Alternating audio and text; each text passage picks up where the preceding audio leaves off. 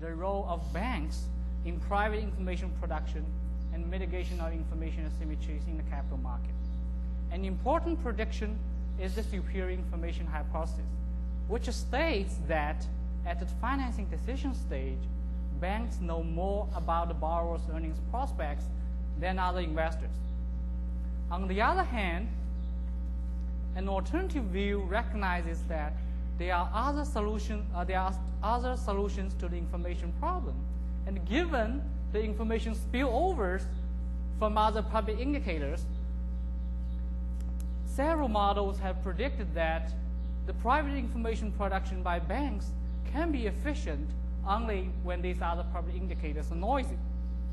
So the tension between these two views are likely to be the highest for publicly traded U.S. firms with analyst coverage, where both financial reporting and analyst following provide valuable information services to the market, and they even complement each other. The rich public information environment can mitigate the bank's relative information advantage in two ways. On one hand, it improves the market expectation, so the benchmark becomes higher. On the other hand, it reduces banks' incentive to engage in costly information production, because now banks have many low-cost alternatives to assess and control for default risk.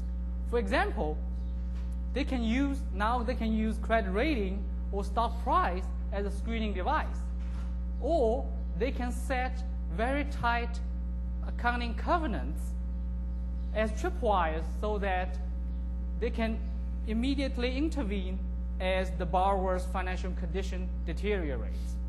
So taken together, the research questions are, first, does the superior information hypothesis still hold for these specific group of borrowers? And second, more interestingly, I want to examine how do banks' economic incentives and disclosure regulation affect these relative information advantages. So two strands of literature have correctly tested the superior information hypothesis with largely mixed findings.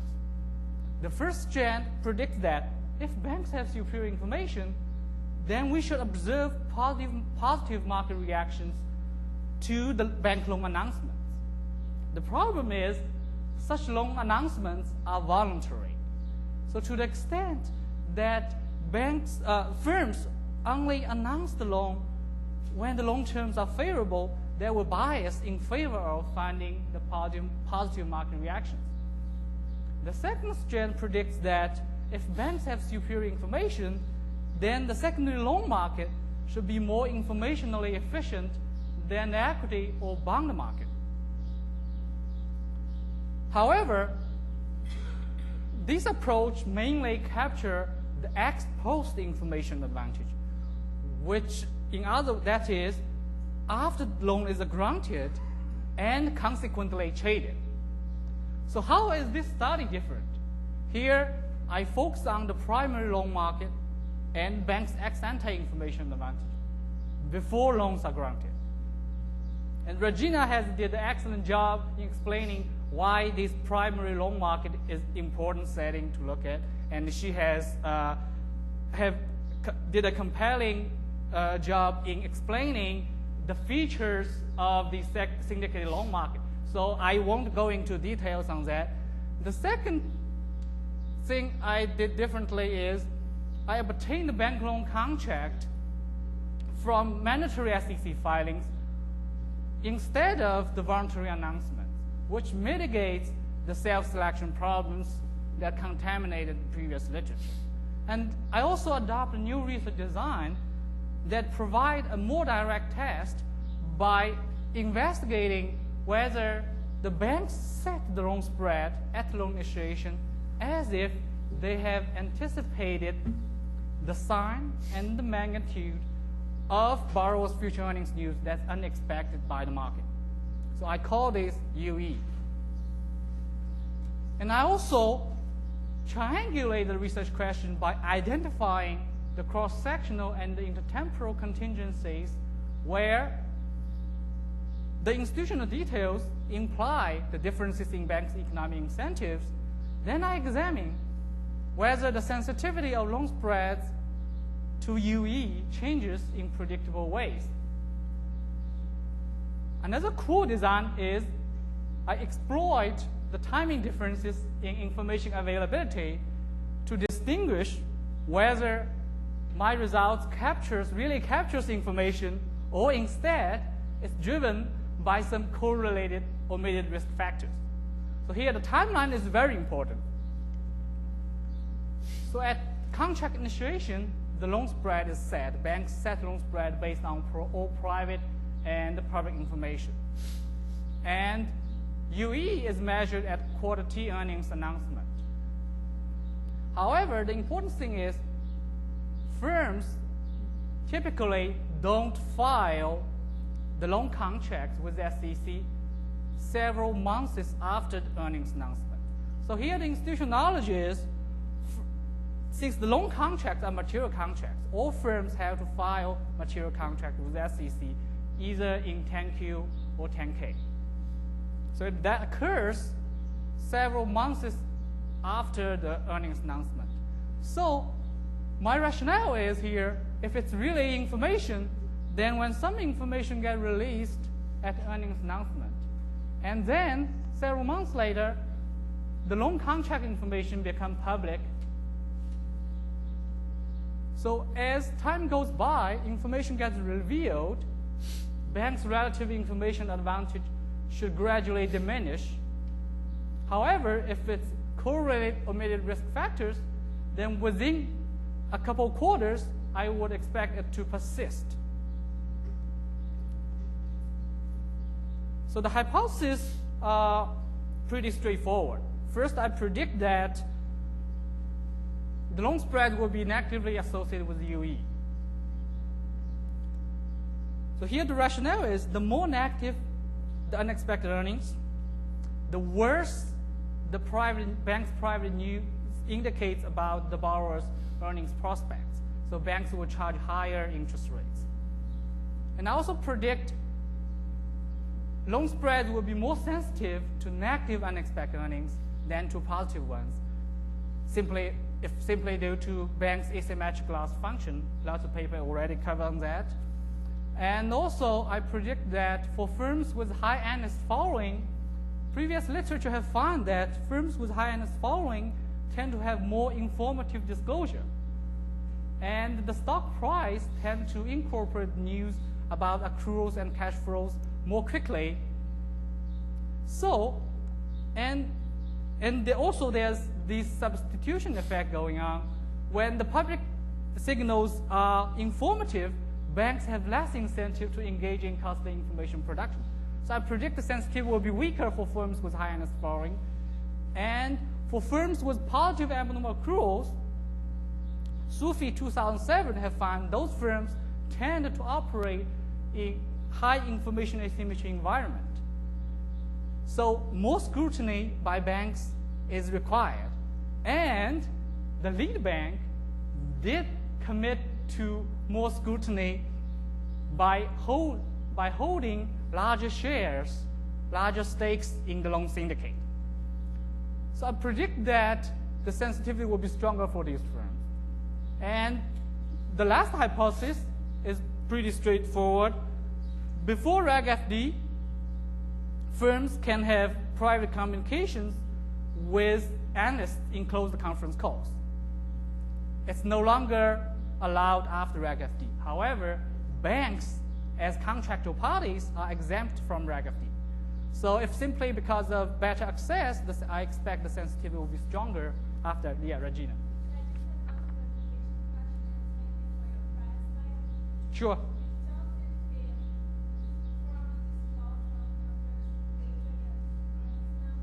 Mm-hmm. Yeah.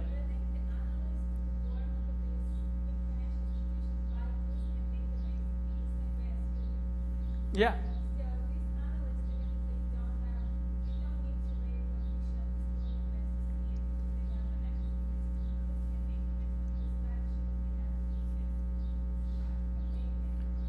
let me repeat your question, make sure I understand you correctly. So you're saying here, for some analysts, they can buy the DealScan database, right?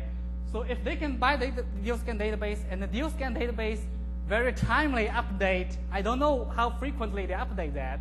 So if they really, update, say, monthly, it's very timely update. So these would not be, several months as expected. It will probably be monthly or half a month, depends on the frequency they're updating the information.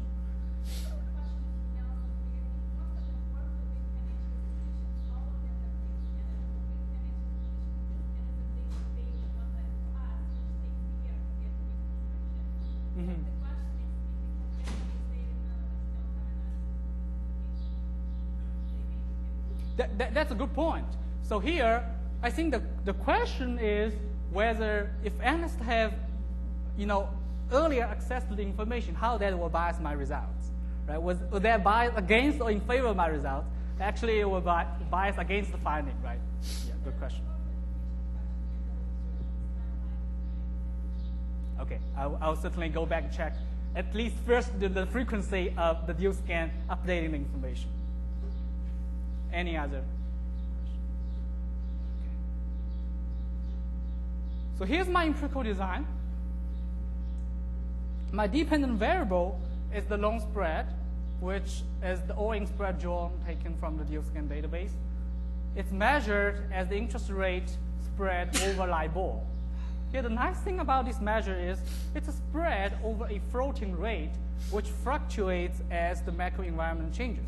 So it essentially nicely allows me to filter out those macro environment fluctuations by taking the spread over LIBOR. And also, I measure unexpected earnings using analyst consensus earnings forecast as a proxy for market expectation. And there's lots of literature saying this consensus earnings forecast is a superior surrogate for market expectation. It outperforms time series models of earnings. And also, I restrict all forecasts to be made after the facility active date so that provides a nice benchmark.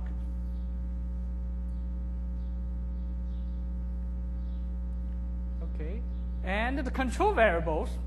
Here I control for the usual suspects, the loan characteristics, the firm-specific credit risk factors, such as credit rating, leverage, the size, the prior performance. And some new thing is here I control for earnings volatility and return volatility. I believe the volatility issue is very important in my setting.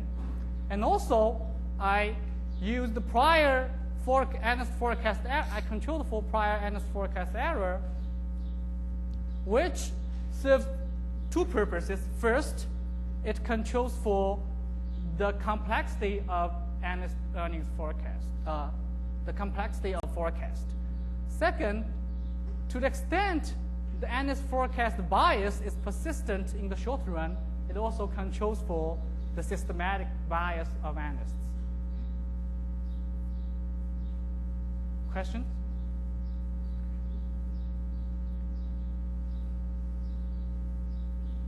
So here's my sample. I obtained detailed bank loan information during 1987 to 2005 from DealScan database. And I restrict borrower to be publicly traded U.S. corporations with analyst following. And also, I restrict one facility for each firm quarter. This is to avoid the overrepresentation of some firm quarters in the sample. And results actually stronger if not imposing this restriction. That result in about 6,000 observations in the final sample. So let's take a quick look at sample characteristics. First, the loan characteristics. Compared to the original DealScan sample, the loan spreads in my sample are actually smaller, and the facility size is bigger, and they tend to have a little better credit rating and more likely to be rated. And here's the firm characteristics. Compared with CompuStat and IBRS population, my sample firms tend to have bigger total assets, bigger market value, more analyst following, more profitable in terms of ROE and lag return, and it's much less volatile.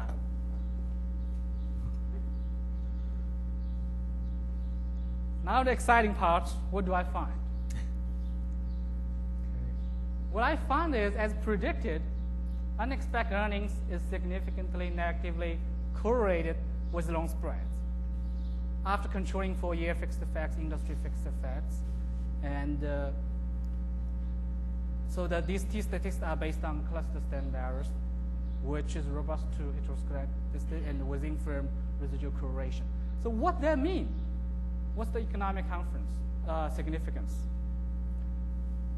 So basically, that means ceteris paribus, one standard deviation of change in unexpected earnings can be associated with an average change of 6 basis points in loan spread.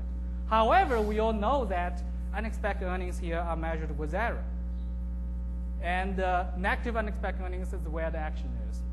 So after correcting for the possible measurement error using an instrument variable approach, the coefficient actually becomes -20, which means one standard deviation of UE can be associated with average change of 18.5 basis points in loan spread, which is about 20% of the median loan spread in the sample, and about $1 million change in interest income for an average loan facility. So the cross-sectional results, here again, as predicted, I find the sensitivity of loan spreads to unexpected earnings is stronger for firms with negative unexpected earnings and firms with positive abnormal accruals, and it's weaker for firms with high analyst following and for those who have secured loans. Another result I do want to show you is this intertemporal result, where I compare banks' relative information advantage over analysts before and after Reg FD. So here, essentially, I'm doing a difference in differences test. The nice thing here is, since banks are exempt from Reg FD, which allow me to filter out the macro environment changes that have contaminated most studies in the literature. So that allow me to provide cleaner evidence on the treatment effect, which is the change in analyst information environment exactly due to Reg FD. So here's the most interesting result, actually, to me. Here, I try to distinguish whether the results really captures the information or it's driven by some correlated omitted risk factors. So I find the results actually become weaker when regressing loan spreads on unexpected earnings measured 1 quarter forward, and the result totally disappear when regressing on UE measured 2 quarters forward. So which is consistent with information story, but will be difficult to explain using a risk factor story. So now people will always argue unexpected earnings here may be measured with error. And we all know analysts have well-known bias. They are optimistic. They have different incentives. So to mitigate that concern, I use the abnormal returns around earnings announcement as an instrument for UE. It's well documented that abnormal return around earnings announcement is correlated with UE, with unexpected earnings. And in an efficient market, it seems reasonable to believe that abnormal return is not predictable. That is, the car is not correlated with measurement error. So using a 2-stage least square estimation, I find UE is still negatively associated with loan spread. although a little weaker. That's probably because of the window I have. It's a very short window where in the literature people have documented that lots of information already got released before earnings announcement. So there's also concern, would that be a relationship driven by a mechanical relationship? So basically the argument is holding the facility size constant, the higher the interest rate, the larger the interest expense, which may lead to lower unexpected earnings, even if that's only information and advantage that banks have. So here I look at two subsamples. One is those interest rate subsample where the interest expense actually is decreasing. And also I look at a subsample where the loan purpose is debt repay. And for both subsamples, I find the results still hold. So that would be difficult. This result would be difficult to explain using this mechanical relationship story. I also did more sensitivity analysis. First, I find the results are robust to alternative measures on unexpected earnings, such as using abnormal returns around earnings announcement. Just replace unexpected earnings with this CAR -1 + 1 instead of using it as instrument. So I find the results still the same. And also, people would argue, okay, banks, here you have average loan maturity of 3 years. Banks care about long term. So it makes sense also to check the robustness using the Analyst long-term forecast. The problem is the Analyst long-term forecasts tend to be less frequent and more noisy. So here's a trade-off here. So as a compromise, what I use is I use Analyst annual forecast to obtain unexpected earnings. Actually, the results get a little stronger. And also, people will say, maybe you didn't use the correct deflator, and the common deflator used is the price. So I also check the result using price as a deflator. The result actually the same. And also, the results are robust to using the first deal only for each firm to mitigate the confounding issue of renewing loans in existing banking relationships. And the results are robust to adding other controls for default risk, such as Altman's Z-score, O-score, using CFO volatility instead of earnings, the ROA instead of lag returns. And the results also are robust to various ways of winterizing or truncating outliers.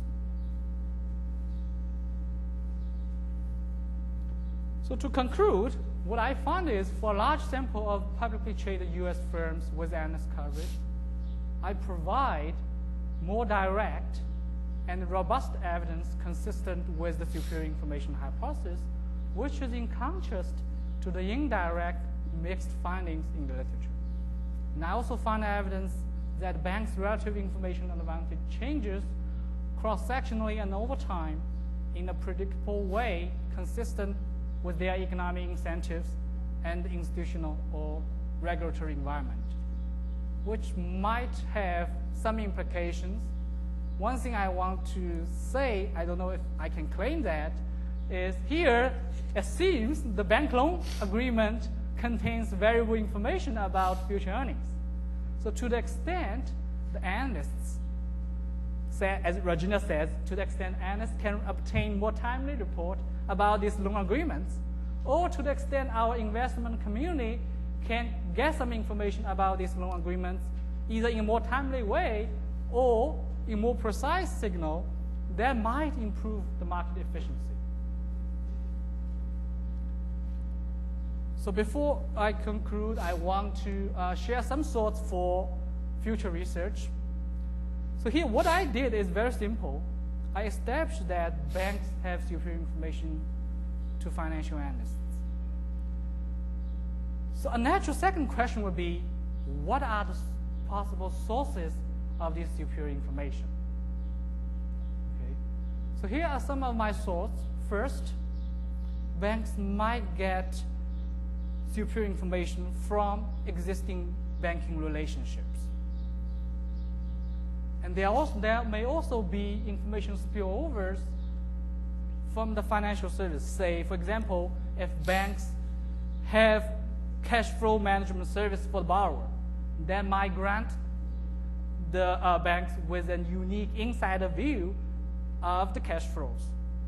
And there also might be information spillovers from supply chain.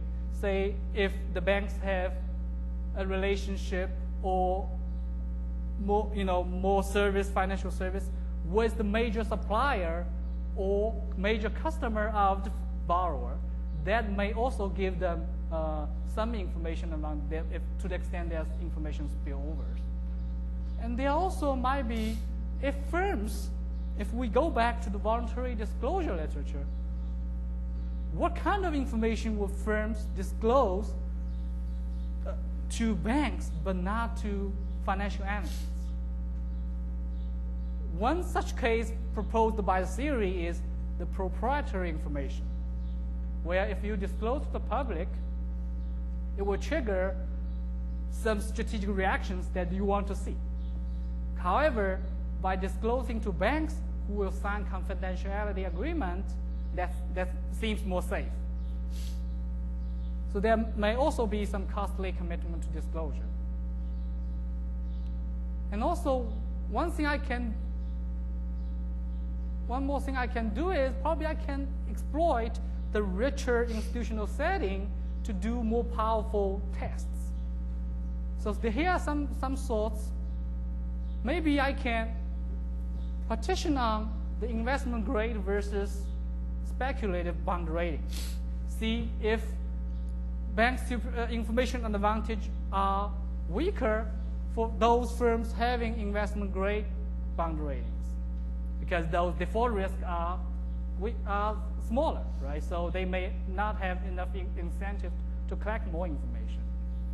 It may also be making sense to cut on revolver versus term loan, short maturity versus long maturity, where the agency cost of debt are likely to vary. And also, maybe it's interesting to control for the number of covenants or the performance pricing feature. And the other thing it's interesting to look at is, maybe it's interesting to examine whether analysts actually update their earnings forecasts around the borrower's filing of loan agreement with SEC. So that's a more of efficiency story, whether when this information come out, whether analysts jump on it and quickly decipher the information and this information incorporate into the stock price. So, and also might be interesting to look into the subsample firms that make voluntary announcement of bank loan agreements before they're filing with SEC. See what these firms like, what their unique characteristics that makes them to voluntarily disclose that before the mandatory filing. Okay, finally, comments? Yeah, Greg.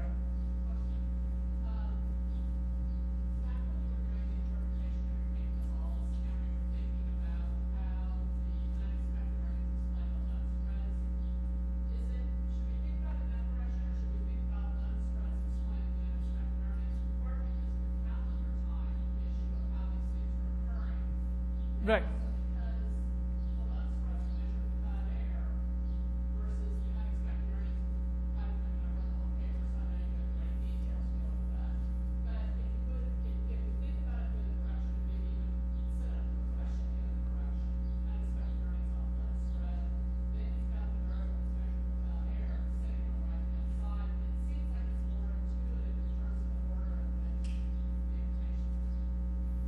Okay, so let me repeat the question. So here, Greg is saying let me first go to the timing.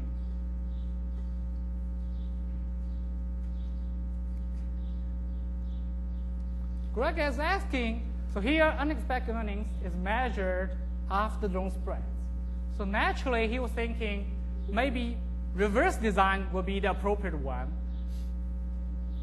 So using here, the design that Greg is suggesting is using UE as the dependent variable and the loan spreads as the independent variable. And where he's saying, so by using UE as dependent variable, the measurement error basically goes to residual. It's not a problem anymore. That seems makes more sense. Did I understand your question correctly? Okay, so here one argument what I have is, although there's a sequential in terms of timing, however, the causality here is different. It's not the loan spread is causing unexpected earnings. Okay, here unexpected earnings is my proxy for the bank's private information, where banks already have that private information at the time of loan initiation, and they incorporate that private information into loan spreads. But your points are well taken. So one thing, that's why I think in my future research it makes sense to examine whether the setting actually would nicely fit your suggested design would be whether the analysts actually update their earnings forecast around the borrower's mandatory filing of material contract with SEC. At that time, we'll see whether the analyst earnings revision are associated with after observing the loan spreads in the contract. Okay. Ray, yeah. Sure.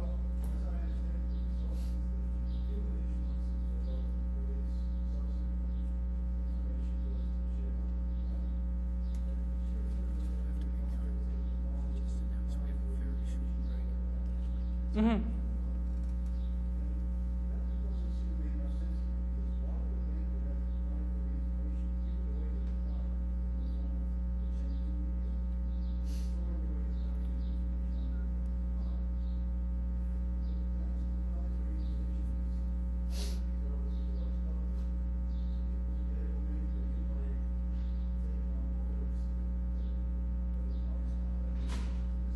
Uh-huh.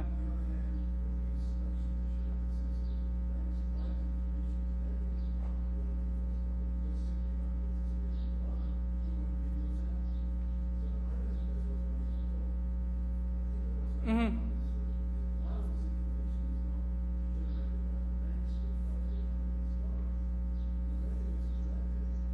Yeah. Mm-hmm. Right. Yep.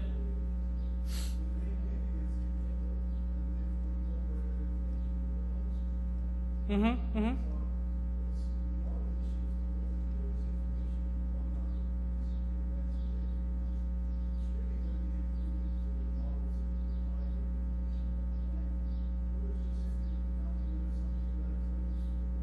Mm-hmm.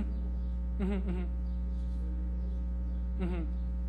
I think I agree. I think your story is, let me repeat your question, see if I can rephrase it correctly. Correct me if it's wrong. So Ray's arguing here, the story is more of firms, the loan market is competitive. So there are several banks competing for the big clients. And the big clients providing each bank with some proprietary information that they have, and the several banks, by competing, they are during the competing process in equilibrium. The information by proprietary information owned by firms will be incorporated with loans in the loan spread, right? Yeah, I agree with that story. That will be another alternative interpretation of my results.